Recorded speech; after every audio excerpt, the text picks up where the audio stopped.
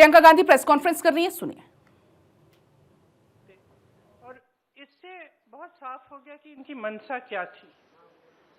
हम सब थोड़ा चौंके हुए थे कि अचानक ये सत्र बुलाया जा रहा है, विधानसभा चल रहे हैं 2 प्रदेशों में, अभी अचानक बुलाया जा रहा है, बड़ी जल्दबाजी की जा रही है। किसी को मालूम नहीं था एक दिन पहले तक कि क्या आने वाला है, मसौदे में क्या होगा। मसौदा सार्वजनिक करते हैं सिर्फ एक दिन पहले, ताकि हमें समय भी नहीं मिलता। तो हम सब सोच रहे थे कि ये सब क्या हो रहा है और क्यों हो रहा है। मेरे ख्याल से पूरी साजिश जो रची गई षड्यंत्र की तरह, कि किसी न किसी तरह से हमें सत्ता में रहना है। अगर अभी नहीं किया जाएगा तो 2029 तक जो ये करना चाह रहे हैं परसिमन, 2011 के जनगणना के आधार पर, वो नहीं खत्म हो पाएगा। तो ये सब करने के लिए एक तरह से प्लान बनाने के लिए कि परमानेंटली हम सत्ता में कैसे रह सकते हैं और कैसे करें, महिलाओं का इस्तेमाल करके, महिलाओं के नाम पर हम आरक्षण लें।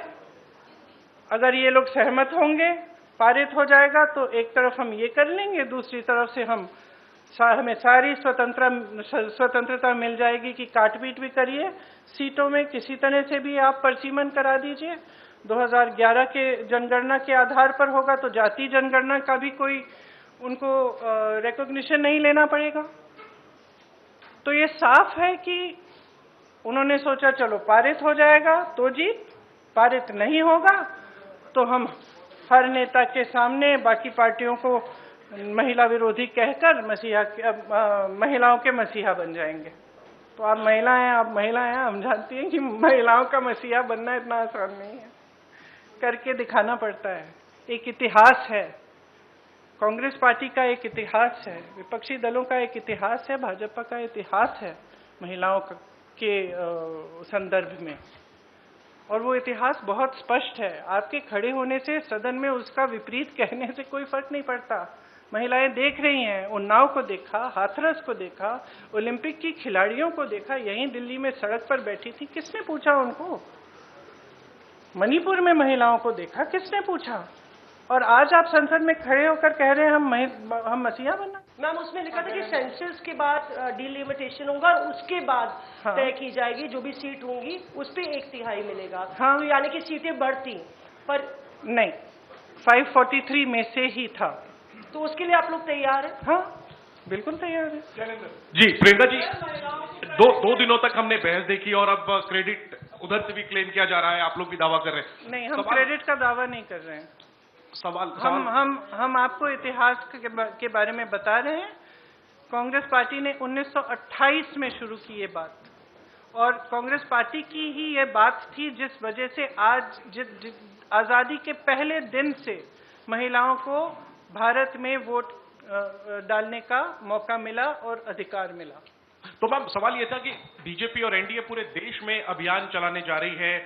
आपने देखा कि कल शाम को प्रदर्शन हुए, देश भर में प्रदर्शन हमने देखा बीजेपी की तरफ से, और ये दिखाने की कोशिश है कि महिला विरोधी है कांग्रेस और इंडिया अलायंस। इसकी काट में आप लोगों की तरफ से क्या कोई अभियान चलाया जाएगा? क्या रणनीति होगी कांग्रेस की और इंडिया अलायंस की इसकी काट के लिए? जो बात आप कह रही है वो देश के आम लोगों तक कैसे ले जाएंगी? देखिए, जैसे मैंने कहा, देश की जनता जो है उसमें बहुत ही ज्यादा विवेक है। अगर इनको अभियान करना है पूरे देश भर में, खुलकर करें। लेकिन आज देश उस परिस्थिति में नहीं है जो 12 साल पहले था, और शायद कभी कभी ये होता है कि जब सत्ता बढ़ जाती है लोग सच्चाई नहीं बताते हैं नेताओं को।